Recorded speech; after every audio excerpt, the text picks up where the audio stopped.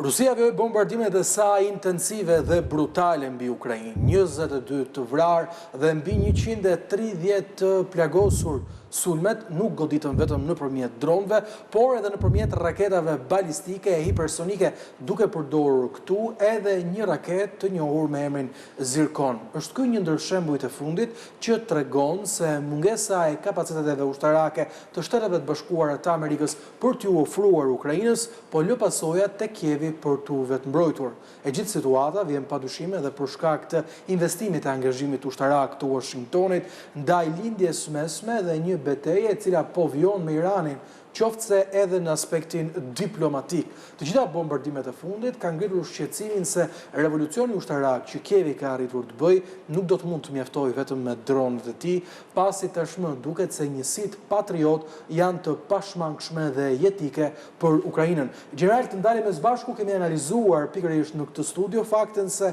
kemi një Vladimir Putin i cili është i tërbuar sa i përket gjithçkaje që po ndodh. Ndërkohë, analiza më e fundit e Institutit për Studimet e Luftës tregon se Putin nuk e di vërtet se çfarë po ndodh në front dhe me ekonominë e tij, pasi nëse do ta dinte, nuk do të ishte kjo rruga në cilën do të shkonte. Pyetja që kam përjuar është e qartë, a është ky një moment i fundit i përgjakshëm përpara se Vladimir Putin të pranojë të ulet në tryezën e negociatave? Pra, a do na duhet që përpara se të shkojmë te paqja, të shohim një përshkallëzim të frikshëm të situatës?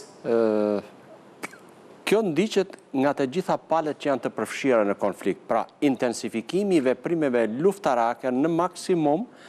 për të marrë maksimumin e asaj që është e mundur për të detyruar kundërshtarin për të ulur në tavolinë e bisedimeve, negociatave me ndërmjetësim apo në mënyrë të drejtë për drejtë. Por kjo i shërben edhe pak a shumë situatës dhe zhvillimit të situatës prej më se 4 vitësh, konflikti hapur apo lufte e hapur mes Rusisë dhe Ukrainës, ose më saktë themi pa asnjë lloj provokimi edhe jashtë çdo lloj konvente ndërkombëtare ku ka qenë pjesë dhe vetë Rusia, u sulmua tërësia territoriale jashtë çdo lloj norme ndërkombëtare Ukraina. Pra nuk do themi që janë të dyja. Ukraina ka qenë e detyruar e obliguar për të reaguar me të gjithë mundësinë. Dhe siç ju e theksuat, ata gjatë kësaj lufte vërtet kanë bërë revolucion dhe janë rritur për të mundur për të përgjigjur gjithë sulmeve, morisë së sulmeve dhe kapaciteteve që natyrisht krahasuar me Ukrainën, Rusia i ka shumë herë e shumë fish më të fuqishme, por falë mbështetjes që është dhënë nga NATO-ja, nga vendet e NATO dhe Shtetet e Bashkuara të Amerikës, Ukraina ja ka dalë mban në një farë mënyrë të dalë me humbjen më të vogël në këtë rast, do thosha. Por mungesa, siç ju e theksut, e programit të mbrojtjes ajrore nëpërmjet raketave Patriot i ka kushtuar dhe do t'i kushtoj shumë shtrejt, sepse nga të gjithë sasia e raketave, sidomos ato hipersonike të modelit Zirkon apo Oreshnik, e kanë shumë të vështirë me sistemet që aktualisht ka të interceptimit e aq më keq të asgjësimit të tyre pa vajtur në objektiv. Ky është diferenca që bëhet në mes të dy palëve. Për ta mbyllur do thosha ke pjesa që ju e përmendet. Është e vërtet që palët kur janë në konflikt dhe duan ta ulën, që ka ardhur momenti i dur për të ulur në bisedime dhe negociata, për të patur armë pushim dhe për të ulur pastaj për të diskutuar kushtet reciprokisht, se kush janë njerëz palë, kush janë palës tjetër, e për të arritur atë që do të uronim të gjithë në një marrëveshje paqe të gjatë, kjo bën që ata kanë intensifikuar dhe do të vazhdojnë në ditët në vijim të intensifikojnë mënyrën dhe kapacitetet e përdorura në goditjet reciproke. Pra, Rusia në goditje dhe në kundërveprimet nga ana e Ukrainës. Angazhimi dhe mbajtja peng në një farë mënyre e Shteteve të Bashkuara të Amerikës në lindjen e mesme dhe në situatën atje i ka shkaktuar dhe ka bërë dëm të pallogaritshëm situatës dhe zhvillimeve luftarake mes Rusisë dhe Ukrainës, por në këtë rast Ukrainës në veçantë, sepse Rusia pavarësisht se nuk e din dhe nuk ja thonë udhëheqësve absolutisht nuk ka guximi njëri pasi të bëhet vendimi i formës së prerë dhe të futet në një operacion luftarak apo në një luftë, nuk mundet specialistët, ekspertët dhe gjithë ata kabineti i madh që ka rreth rrotull t'i thonë gjërat ashtu siç janë, sepse do të kthejnë thikën ndaj vetes, dhe ata e kanë tepër të vështirë, se pasi vendimmarrësit politik nuk duan kurse si të dalin nga një situatë ciladë qoftë edhe me humbje, por jo për të tërhequr e të dështuar sipas mendjes dhe vendimeve që janë marrë. Kjo është ajo pjesë që e bën Putinin dhe rrethin e tij të këshilltarëve, të ekspertëve, që të mos ja thonë të gjitha çfarë ndodhin në front, ciladë qofshin këto si në aspektin ushtarak, ashtu dhe në aspektin ekonomik dhe të shifrës kolosale që do të dëmtoj edhe ndoshta një dekadë në të ardhmen ekonominë e do të ndikojë drejt tek qytetarët rusë dhe në aspektin ekonomik të tyre. Unë do të uroja që sa më shpejt të vije ky momenti i armëpushimit dhe i ulës në negociata. Jam i bindur që Amerika paralelisht e ka vëzhgimin dhe vëmendjen edhe tek Rusia dhe në atë takimin e parë që dy presidentët kanë realizuar në Alaskë, kam një bindje që në vija të gjëra dhe në objektiva se askush nuk di se çfarë është diskutuar, pakën për sa kohë nuk është bërë publike, i kanë përcaktuar dhe kur të vi ai momenti që të shkelin njëri tjetrin në vijet e kuqe nuk do të tolerojnë. Dhe jam bindur që nuk do të shkojnë deri në atë pikë, por kjo pikë uroj edhe kjo vit tjetë e të kohë tjetë sa më shpejt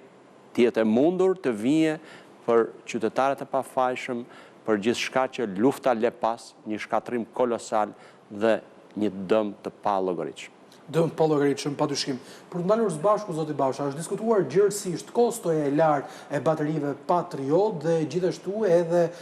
vështirësia në prodhimin e këtyre artillerie ushtarake. Pra teksa flasim për gjithçka që ndodh dhe shohim nevojën jetike dhe kritike të Ukrainës për baterie të tilla ku pavarësisht fondeve europiane mungojnë vërtet sepse janë dëmtuar luftën e lindjes mesme, a mendon se kjo është edhe një thirrje dhe një urgjencë për industrinë ushtarake për të prodhuar, le të themi, sisteme alternative, të cilat mund të kenë padyshim një kosto më të ulët, por një efikasitet të ngjashëm dhe sa e mundur është diçka e tillë me revolucionin teknologjik? Shiko, është jashtëzakonisht e vështirë që të përballosh një luftë me raketa të fuqishme,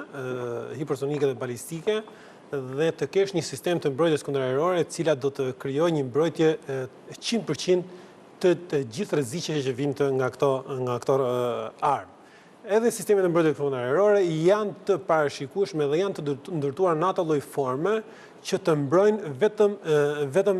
institucionet kritike dhe objektet kritike të shteteve dhe 1% e këtyre raketave e depërton dhe e çan mbrojtjen kundërajrore. Edhe mbrojtja më e mirë nuk është në gjendje që të përballojë sasi të mëdha